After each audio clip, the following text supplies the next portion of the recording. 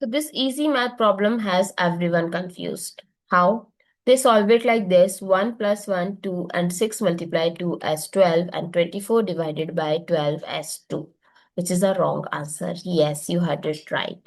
When in an expression like this, 24 divided by 6 in bracket 1 plus 1, when you have given multiple operation like division, bracket, and in bracket there is an addition, then you have to always follow order of operation, which is also known as BODMAS or PEMDAS rule.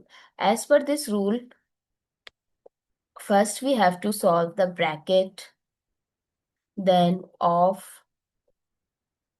then division, multiplication, then addition and subtraction. So first solve the bracket, that is 1 plus 1, 2, and if there is no sign between the number and the bracket, then put multiplication.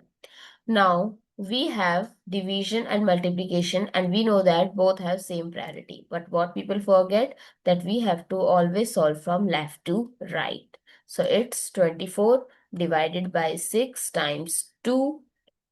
It's 4 times 2, 8. What is the correct answer? 8, not 2. I hope it's clear and you find it useful. So don't forget to share your feedback through like, share, comment, and subscribe to my channel. Thanks for watching. See you in the next video.